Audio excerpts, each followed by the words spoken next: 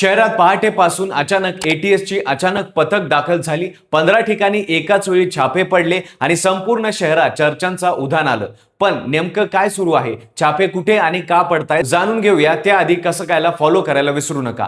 20 जूनला सकाळी 7 वाजल्यापासून परभणी, छत्रपती संभाजीनगर आणि नांदेड इथे एटीएस म्हणजे अँटी टेररिझम स्क्वॉडची पथके दाखल झाली। मिळालेल्या माहितीनुसार एटीएसने शहरातील 15 ठिकाणी एकाच वेळी छापे टाकले। या कारवाईसाठी 20हून अधिक अधिकाऱ्यांचे पथक सहभागी असल्याची माहिती सूत्रांनी दिली। धार रोडवरील मुमताज कॉलनी, जनता मार्केट जवळील एक दुकान, जवाहर कॉलनी आणि इतर काही भागांमध्ये सकाळपासून घरांची आणि संबंधित ठिकाणांची झडती सुरू होती। या संपूर्ण कारवाई दरम्यान एटीएस कडून कमालीची गोपनीयता पाळण्यात आली असून अधिकाऱ्यांनी कारवाई मागील कारण किंवा तपासाबाबत अद्याप कोणतीही अधिकृत माहिती दिलेली नाही। त्यामुळे या छापेमारी मागचं नेमकं कारण काय याबद्दल शहरात विविध चर्चा सुरू असून आता सर्वांचे लक्ष एटीएसच्या अधिकृत भूमिकेकडे लागले।